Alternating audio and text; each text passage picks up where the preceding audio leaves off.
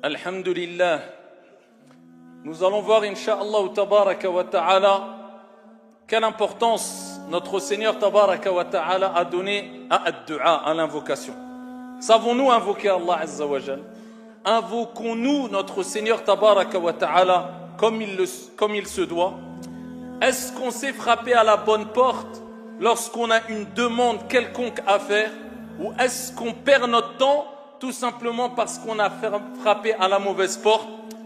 Comment invoquer Allah Jalla wa Ala de telle sorte qu'Allah accepte notre invocation et de telle sorte qu'on puisse se rapprocher sereinement de notre Seigneur Tabaraka wa Ta'ala? On va tenter modestement de répondre à ces quelques interrogations.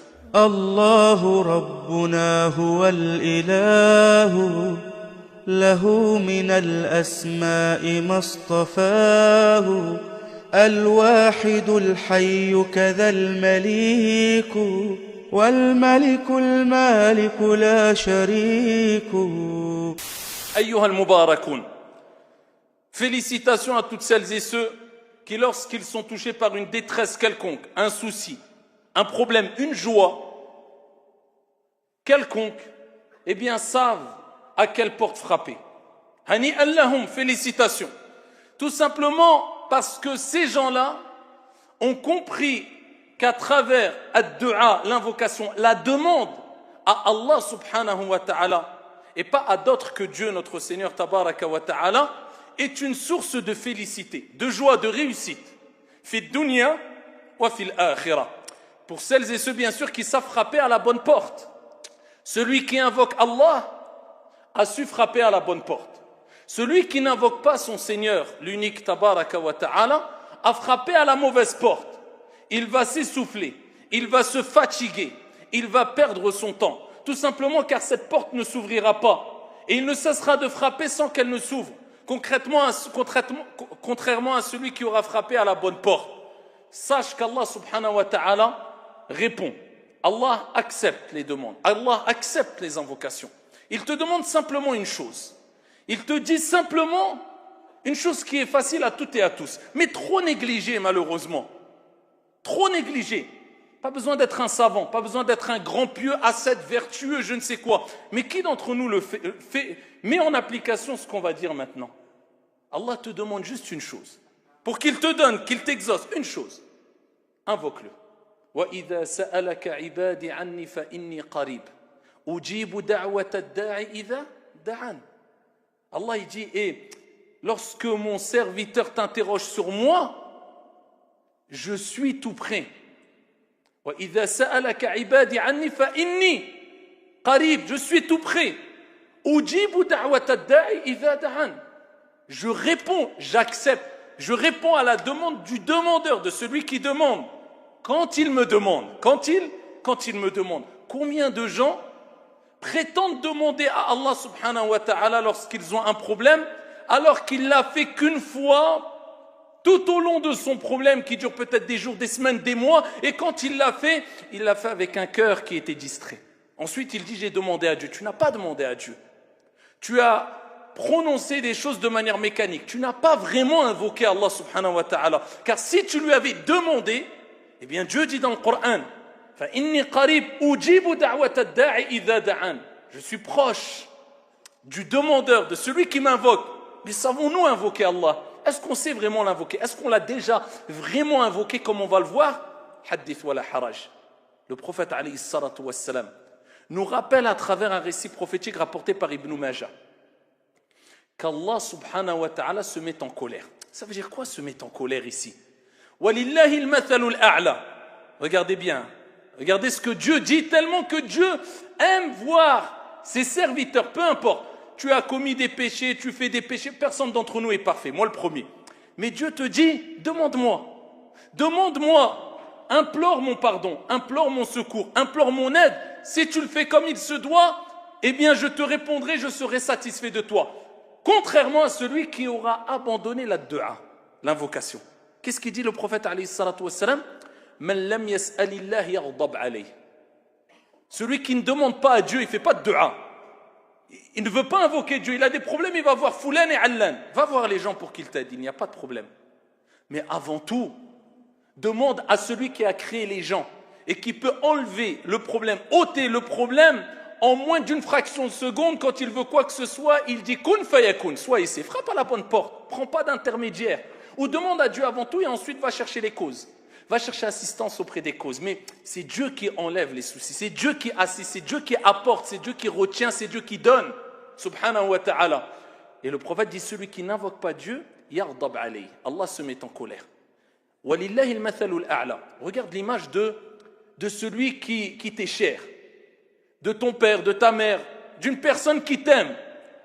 Eh bien, lorsque cette personne-là va voir que tu avais besoin d'aide, mais tu ne lui as pas demandé, et tu es parti demander à autre, ou tu n'as demandé à personne jusqu'à ce que tu te retrouves dans une situation périlleuse, délicate, dangereuse quelquefois, lorsque la personne qui t'aimait va apprendre que tu ne lui as pas demandé de l'aide, et il aurait pu t'aider jusqu'à ce que tu te retrouves dans cette situation mauvaise, dans la pauvreté ou autre, comment va-t-il réagir? Il va s'énerver ou pas? Il va être en colère contre toi. Pourquoi tu ne m'as pas demandé? Mais pourtant il t'aime. Cette colère est une preuve d'amour. Eh bien Allah Jalla wa ala walillahi al-mathalul a'la. C'est dans ce sens qu'Allah subhanahu wa ta'ala te dit, celui qui ne m'invoque pas, yaghdab alayhi, Allah se met en colère contre lui. Parce qu'Allah te veut du bien, Allah t'aime.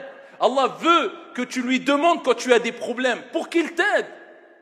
C'est pas pour te châtier, te punir, non. Allah te montre que si tu ne l'invoques pas, eh bien il se mettra en colère. Parce qu'Allah, il veut le meilleur pour toi et toi tu as été cherché et tu as été frappé à une porte qui ne convient pas avant de frapper à la porte dont Allah subhanahu wa ta'ala ne referme jamais sur celui qui lui demande sincèrement. وَإِذَا سَأَلَكَ عِبَادِ عَنِّي فَإِنِّي قَرِيبٌ. أَيُّهَا الْمُصَلُّونَ. Il faut savoir que ad-du'a, c'est tellement important que le prophète alayhi salatu wassalam et Allah lui-même dans le Coran al-Karim l'ont appelé al-ibada. Allah Jalla wa ala dit dans le Coran وَمَا خَلَقْتُ الْجِنَّ وَالْإِنسَ إِلَّا لِيَعْبُدُونَ. Allah nous a créés pour l'adorer. Eh bien, le prophète, regardez l'importance de la du'a. Qimatu du'a. Le niveau qu'a atteint le du'a auprès d'Allah. Le prophète, il dit ad-du'a huwa al-ibada. Il dit l'invocation, c'est ça l'ibada, c'est ça l'adoration. Pourquoi? Pourquoi le prophète a dit que l'invocation ad-du'a, c'est l'ibada?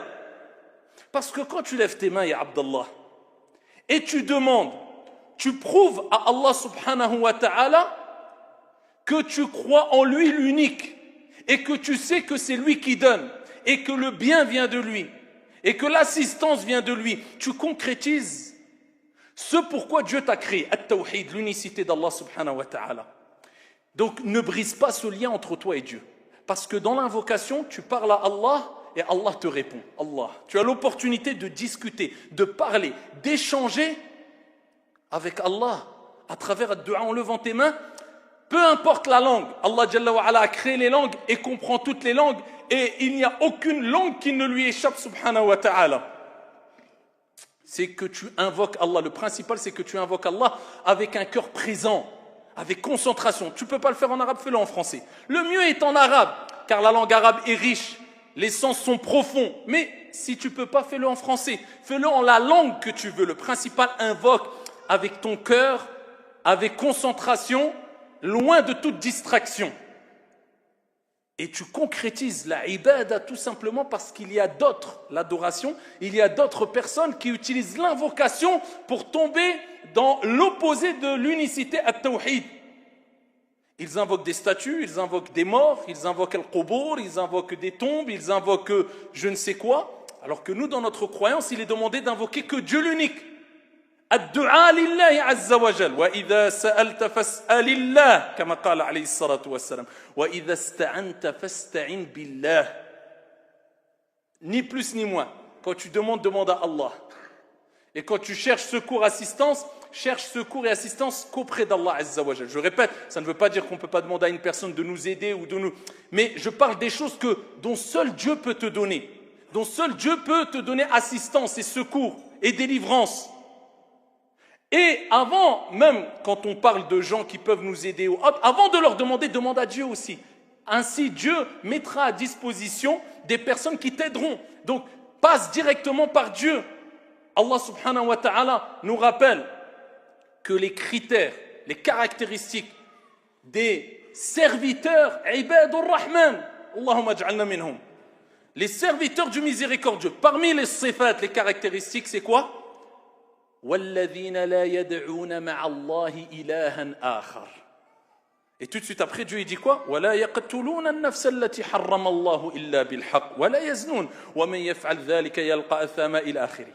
Allah Jalla wa Ala dit, et il parle des serviteurs du miséricordieux, ce sont celles et ceux qui n'invoquent avec Dieu aucune autre divinité. Donc la preuve qu'il est important de concrétiser al-ibada, l'adoration dans le dua.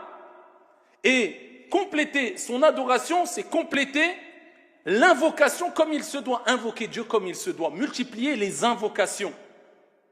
وَالَّذِينَ يَدْعُونَ مِن دُونِ اللَّهِ. Allah Jalla wa Ala dit, et quant à ceux qu'ils invoquent en dehors de Dieu, لا يخلقون شيئا وهم يخلقون. Ceux qui vont invoquer Sidi Fulan ou l'Al-Qabr ou la je ne sais quoi ou l'Al-Mayyit ou la... Allah Jalla wa Ala dit وَالَّذِينَ يَدْعُونَ مِن دُونِ اللَّهِ لا يخلقون شيئا وهم يخلقون. Ceux qu'ils invoquent en dehors d'Allah subhanahu wa ta'ala ne créent rien du tout et ne peuvent rien créer. وهم يخلقون. Et eux ont été créés eux-mêmes. Donc Dieu te rappelle que n'invoque personne en dehors de Dieu, invoque Dieu, ainsi tu auras concrétisé l'adoration. Et c'est pour ça que le prophète a dit ad-du'a huwa al-ibada. L'invocation c'est l'adoration même. Donc sache une chose, tu veux adorer Dieu, c'est pas qu'avec salat, c'est pas qu'avec des aumônes. Un des meilleurs moyens pour invoquer ton Seigneur tabaraka wa ta'ala, un des meilleurs et des plus faciles, subhanallah, et on délaisse cela, un des meilleurs et des plus faciles, c'est de lever quelques grammes tes mains et de bouger quelques grammes ta langue et d'invoquer Allah. Ad-du'a huwa al-ibada. De quelle manière invoquer Allah subhanahu wa ta'ala pour que ça soit une véritable invocation? Écoute bien, ya Abdallah, rapporté par l'imam al-Tirmidhi bi sanadin hasan. Le prophète alayhi salatu wa salam a dit, et voilà, ça c'est le cœur de l'invocation. Ud'u Allah wa antum muqinun bil ijaba. Ça c'est la cause, charte. Invoquer Allah wa antum muqinun bil ijaba. Chez le hadith, il va commencer à invoquer et il se dit peut-être Rabbi Rubbama il va accepter, Allahu a'lam, wa antum muqinun bil ijaba. Et soyez sûrs, certains, avec une conviction que Dieu va vous répondre. Première des choses, t'invoques, je suis sûr. Si tu veux que l'invocation elle marche, le mode d'emploi de l'invocation de dua c'est ça. Wa antum muqinun bil ijaba. Et le prophète il dit ensuite, deuxième condition, pour qu'une dua elle marche, il dit, et sachez qu'Allah subhanahu wa ta'ala n'accepte pas l'invocation venant d'un cœur distrait. Min qalbin ghafil. Allah il n'accepte pas. Si quelqu'un invoque avec des doutes, est-ce que Dieu va me répondre ou pas? Ou il invoque en regardant sa montre, ou alors lui il est en train d'invoquer de dua, il est à la mosquée, mais son esprit là, géant ou à Carrefour ou je ne sais où, ça c'est, faut pas espérer grand chose. Mais le prophète alayhi salatu wa salam, il dit Allah Jalla wa Ala n'accepte pas la dua d'un cœur distrait. Il faut que tu sois sûr qu'Allah va te répondre, parce qu'Allah il a promis. Ujibu da'wata da'in idha da'a. Allah il a dit. Sadaqallahu al-azim. Wa man ahsanu min Allahi qila. Allah sa parole n'est que véracité. Donc ça c'est la deuxième des choses. Wa antum muqinuna bil ijaba. Faut pas douter ou je. Troisième des choses. Le prophète sallallahu alayhi wa sallam fi sahih al-Bukhari wa Muslim fi sahihain. Troisième des conditions. Il dit alayhi salatu wa salam, la taqulu Allahumma ighfir li in shi'ta. Ne demandez pas à Dieu en disant, ne dites pas, oh Allah pardonne-moi si tu veux. Non, tu ne dois pas mettre cette condition dans la dua. Le prophète il dit, n'impose pas, ne mets pas de condition à Dieu dans la dua ainsi. Il dit, tu dois être ferme. Allahumma ighfirli. Faqat. Subhanallah. Comme si Dieu disait, eh bien, j'ai promis que je répondais. Ne dis pas si tu veux. وقضي الأمر وإذا سألك عبادي عني فإني قريب أجيب دعوة الداعي إذا دعان. Allah il te dit, ne dis pas, le prophète te dit, ne dites pas in shi'ta, si tu veux. Comme par exemple, on a tendance quelquefois à faire dua ou qu'Allah te donne ceci ou cela, Inch'Allah. Allah يعطيك الخير بارك الله فيك إن شاء الله. لا تقول إن شاء الله. كما قال عليه الصلاة والسلام لا تقولوا إن شئت. Pourquoi? Parce qu'on ne met pas de condition dans le dua. Allahumma اغفر لي حفظك الله بارك الله فيك رزقك الله كذا وكذا. لا تقول إن شئت أو إن شاء الله. هذا أفضل وأولى وأحوط. C'est plus prudent d'après les textes, c'est préférable, c'est meilleur. Pour montrer ta conviction. Vous voyez le degré de conviction qu'on doit avoir quand on invoque, comme le prophète alayhi salatu wassalam l'a dit. Plus que cela, le prophète alayhi salatu wassalam, regardez le cœur de dua, c'est l'insistance, c'est l'yaqin. Il disait, il est rapporté que le prophète, quand il invoquait, al-Rasoul alayhi salatu wassalam, il invoquait par 3 fois. Par exemple, il disait, Allahumma aghfirli thalathan, Allahumma aghfirli, Allahumma aghfirli, Allahumma aghfirli, Allahumma arhamni, Allahumma arhamni, Allahumma arhamni. Le prophète, il avait l'habitude, min aadatihi alayhi salatu wassalam, an yad'u Allah jalla wa ala thalathan, qu'il invoque Allah subhanahu wa ta'ala à 3 reprises. Donc prenez l'habitude d'invoquer quelquefois, surtout quand vous êtes dans une situation où vous avez besoin de quelque chose de bien précis. Demandez à Dieu à 3 reprises. Comme je vous ai dit en arabe, en français, peu importe. Demande à Dieu à 3 reprises ce que tu veux. C'est une des causes de l'exaucement. Continuons avec ce mode d'emploi de l'invocation accepté, réussi, cette adoration concrétisée, incha'Allah tabaraka wa ta'ala wa billahi tawfiq. Il y a de la manière qu'on doit invoquer, dont on doit invoquer notre Seigneur tabaraka wa ta'ala. Et le prophète alayhi salatu wa sallam nous a indiqué comment, et Allah jalla wa ala nous a indiqué comment. Allah subhanahu wa ta'ala dit dans le Coran walillahi al-asma'ul husna fad'uhu biha. À Allah appartient les plus beaux noms, invoquez Dieu par ses plus beaux noms. C'est-à-dire que quand tu commences cette dua, commence par mentionner des noms de Dieu. Ya Allah, Ya Karim, Ya Aziz. Même si tu connais que 2, 3, 4 noms, invoque Allah avec ces noms-là. Et Dieu se présente à travers ses noms et ses attributs, d'où l'importance de connaître les noms et les attributs d'Allah Azza wa Jal.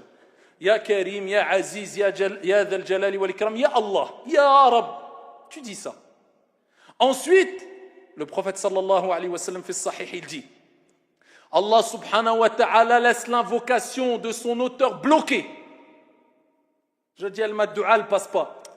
T'as rempli les conditions ou pas? Allah Azza wa Jal laisse l'invocation de son adorateur, son serviteur, bloqué tant qu'il n'aura pas prié sur le prophète Mohammed alayhi salatu wassalam. Donc tu veux que le dua soit accepté? Glorifie Allah. On commence par Allah Jalla wa ala. Allah subhanahu wa ta'ala lui-même s'est glorifié. Subhanahu wa ta'ala. Wa nabda'u bima bada Allahu bih. On commence par ce que Allah subhanahu wa ta'ala ou ce dont Allah a commencé. Ya Rab, Ya Allah, tu demandes à Dieu. Ensuite, prie sur le prophète alayhi salatu wassalam, préférable au début et à la fin, ou sinon au moins une fois dans ta dua.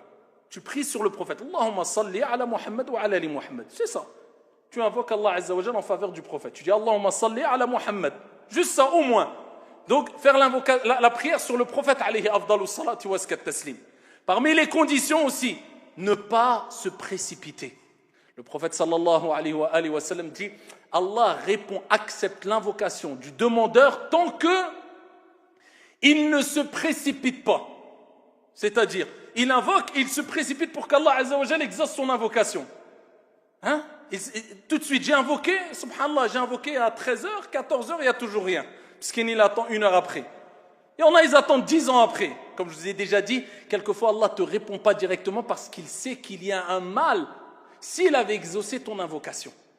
Hikmatullahi Azza wa Jal. Donc toi, invoque Allah, khalas, t'as invoqué, te préoccupe plus. Quand Dieu va t'exaucer ou pas. Et le prophète, il donne l'exemple, il dit, donc celui qui se précipite, qu'est-ce qu'il dit? J'ai invoqué Allah pendant tant de temps et il ne m'a pas accepté. À ce moment-là, il abandonne dua. Voilà, le prophète alayhi salatu wassalam, il parle de cette personne-là, il dit celui-là, Allah ne lui acceptera pas. Ne dis pas j'ai invoqué, Allah ne m'a pas répondu. Qui te dit qu'Allah ne t'a pas répondu? Peut-être qu'Allah subhanahu wa ta'ala t'a répondu na'am, même si tu n'as pas l'exaucement, même si tu ne le vois pas avec tes yeux. Oui, comment? On va le voir à la fin rapidement, incha'Allah tabaraka wa ta'ala. Donc toi, ce qui t'est demandé, c'est d'invoquer Allah subhanahu wa ta'ala. À quel moment? Il y a beaucoup de moments, il y a plusieurs moments où il est demandé d'invoquer Allah subhanahu wa ta'ala, c'est-à-dire où il est plus propice que les invocations soient acceptées. Invoque-le à n'importe quel moment, mais particulièrement quand il pleut, du'a mustajab. Quand il pleut, le prophète il dit que du'a mustajab, bayn al-adhan wal-iqama, entre l'adhan et l'iqama, perds pas ton temps, invoque Allah Azza wa Jal. Surtout si tu as une demande particulière à demander à Allah subhanahu wa ta'ala entre l'adhan et l'iqama, fi sujoud, dans la prosternation. Et tout ce que je vous dis, il y a des textes, hein. On ne rentre pas dans les détails, sinon on resterait trop longtemps. Dans la prosternation, ad-du'a mustajab. Le prophète alayhi salatu wa sallam dit, c'est le moment où vous êtes le plus proche d'Allah, fa'akfiru ad-du'a. Augmentez les invocations alors vous êtes prosterné. Quand, ici, vous êtes en voyage, quand tu es en voyage, ad-du'a mustajab, tu lèves tes mains, ad-du'a elle est acceptée. Quand tu es malade, l'invocation du malade, al-marid, du'a mustajab kadhalik, l'invocation elle est acceptée. Le père, la mère envers leurs enfants, du'a al-walidayn, mustajab kadhalik, invoque pour eux et pas contre eux. Allah ya'atik shi, ad-du'a si elle est acceptée, Allah yahfadou sitra, après tu te plains pourquoi il y a... Invoque pour eux, pas contre eux. Invoque pour tes enfants, pour ta descendance, peu importe, même s'ils sont les plus égarés. Peut-être la cause, sabab, de ton invocation fera que ça sera les plus grands guidés, les meilleurs des gens. Khayrukum fil jahiliya, khayrukum fid din. Allahu a'lam.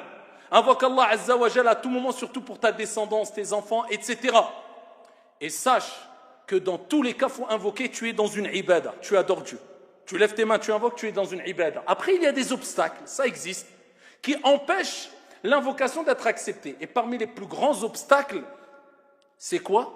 C'est de manger, de boire ou de se vêtir de haram. Vous connaissez tous le hadith authentique fait sahih où le prophète alayhi salatu wassalam a évoqué un homme qui, ash'ath aghbar, qui a les cheveux ébouriffés, couverts de poussière, musafir. Et il lève ses mains au ciel et il dit Ya Rab, Ya Rab.